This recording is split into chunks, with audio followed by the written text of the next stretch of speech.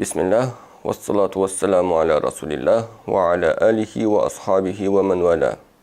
Раббана зидна илма ва зайинна хилма. Рабби шрах ли садри ва яссир ли амри ва хлюл уқудатам мин лисани яфқаху қаули ва уфаввиду амри илаллах. Сумма амма ба'д. Біз бүгін ақида іліміне кіріспе жасағалы отырмыз. Кіріспе ретінде көлемі кіші, тілі жеңіл, аты әйгілі Харида Бахия атты кітапты бастағалы отырмыз. Неліктен ақида дәрісіне кіріспе жасағалы отыр деген сұрақ келсе, оған былай деп жауап бере аламыз.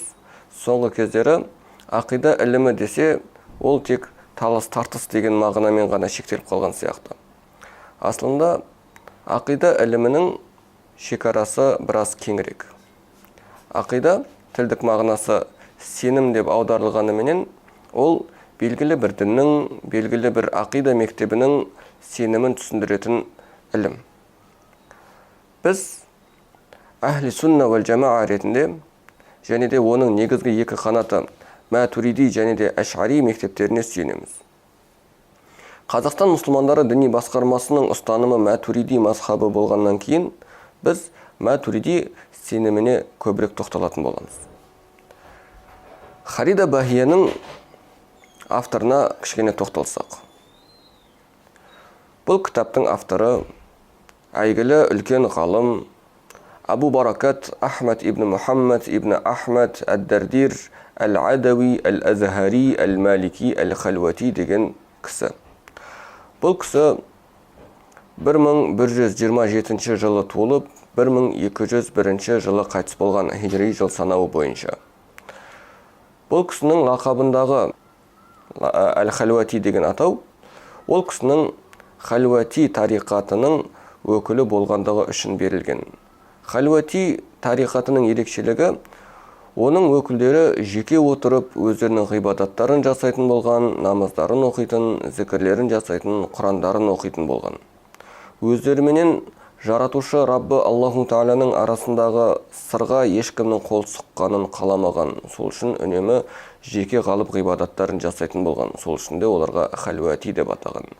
Малики деген лақабына келсек, ол кісі өзінің заманындағы Малики мазхабының жаңа толқыны іспеттес үлкен ғалымы болған. Малики мазхабының өзінің ғасырына сай жаңа шыңына жеткізген кісі. Сол үшін де оған кіші Малик, Маликус Сағир деген атақ берілген. Азхари деп аталуының себебі, ол Азхар ғұламаларының ең үлкен тұлғаларынан. Азхар университетінің шейхі болған дара тұлға, үлкен ғалым кісі. Харида Бахия атты кітапты таңдауымыздың себебі, бұл кітап жалпы мұсылман әлемінде атымен танымал, және де бұл кітапқа көптеген шарықтаулар, ашықтамалар жазылған, түсініктемелер көрсетілген. Соның ішінде ең үлкен ашықтамалардың бірі, ең үлкен түсіндірмелердің бірі өзінің шәкірті Ахмад Сауи деген кісінің ашықтамасы болған. Бұл қос кісі де Азхар университеті өте керемет, өте өзінің қуатында болып тұрған кезінде өмір сүрген. Бүткіл ислам әлеміне ахли сунна вал жамаа сенімінің қысқартылған және де нақты сенімін көрсетіп берген.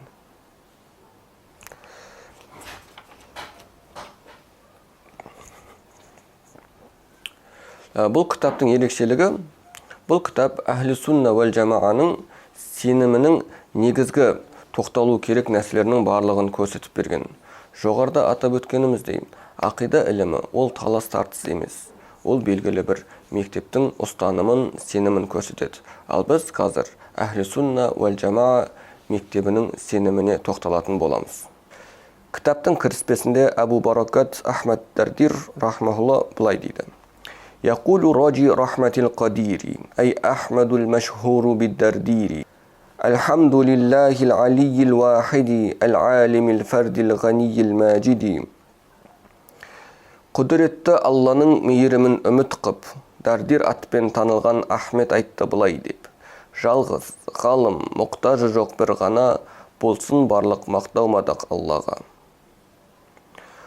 Жоғарыда біз имам Абу Баракаттың Халуатия тариқатының өкілі болғанын айтқанбыз. Халуатия тариқаты өзге тасауф мектептері сынды ақлақ мінезге негізгі көңілді аударады. Ғалымның ұлықтығы оның қарапайымдылығында. Сол үшінде имам Абу Баракат өзін үшінші жақпен атап бастап жатыр. Дәрдир атпен танылған Ахмет айтты бұлай деп өзін үшінші жаққа қалдыруда. Сосын арғартай Аллаху Тағаланың сипаттарын атап, жалғыз, ғалым, мұқтажы жоқ бір ғана, болсын барлық мақтау мадақ Аллаға дейді. Аллаху Тағалаға хамд, мақтау, мадақ айтып бастау бұл барша мұсылман әлемінің сүннетіне айналған үрдіс. Пайғамбарымыз саллаллаху алейхи уассаламнан жеткен риуаяттардың бірінде пайғамбарымыз саллаллаху алейхи уассалам айтады: «Күллу әмрин зибалин ла юбда бихамдиллахи фахуа абтар». Әрбір Аллаху Тағалаға мақтау мадақ айтылып басталмаған істің берекеті аз дейді. Сол үшін де бүкіл мұсылман әлемі өздерінің бастаған кітаптарында немесе айтқалы тұрған хұтбаларын Аллаху Тағалаға мақтау мадақпенен бастаулары үрдіске айналған.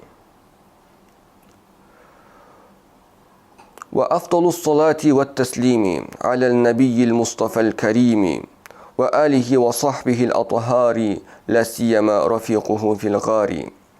Таңдаулыда текті болған елшіге, жақын туыс және серіктеріне, оның ішінде үңгірдегі досына салауат пен сәлем болсын қашанда. Аллаху Тағалаға мақтау мадақ айтқаннан кейін, Ахлю сунна вәл жамаа сенім иелерінің ерекшелігі, олар пайғамбарымыз саллаллаху алейхи уассаламның өзіне және оның отбасына, кейіннен серіктеріне, яғни сахабаларына салауаттарменен сәлемдер айтуы болған. Себебі әхлі суннадан тайған, яғни өзге қате пікірлерге ұрынған кейбір топтар пайғамбарымыз саллаллаху алейхи уассаламның отбасыларына жаман сөздер айтқан болса, екінші бір топтар пайғамбарымыз саллаллаху алейхи уассаламның сахабаларына құрметсіздік танытып, оларға лағнет айтуға шейін барған. Осы екі адасқан топтың ортасын Ахлі сунна вәл жамаа сенімінің өкілдері пайғамбарымыз саллаллаху алейхи уассаламның отбасына да және де серіктеріне де бірдей құрмет көрсетіп, өздерінің хұтбаларында және де кітаптарында пайғамбарымыз саллаллаху алейхи уассаламның әхлі бәйті, яғни отбасы менен жақын серіктеріне, жалпы бүкіл сахабаларына салауат сәлемдерін айтып жалғастыратын болған. Оның ішіндегі үңгірдегі досына деп пайғамбарымыз саллаллаху алейхи уассаламның хижра жасауындағы серігі Абу Бакр радиаллаху анхуға сілтеме жасауда. Ары қаратай: «Ва хазихи ақидатун сания, саммайтуха ал-харидатул бахия». Осынау бір көркем сенім кітабын Харидатул бахия деп атадым. Харидатул бахия сөзі жалт-жұлт еткен, адамның көзін тартатын маржанға қолданылады. Бұл кітаптың олай аталуының себебі, бұл кітап көлемі жағынан кіп-кішкене, алайда құны өте жоғары кітап. Сол үшін де осында бір көркем ат таңдалған. Латифатун сағиратун фил хажми, ләкиннаха кабиратун фил илми.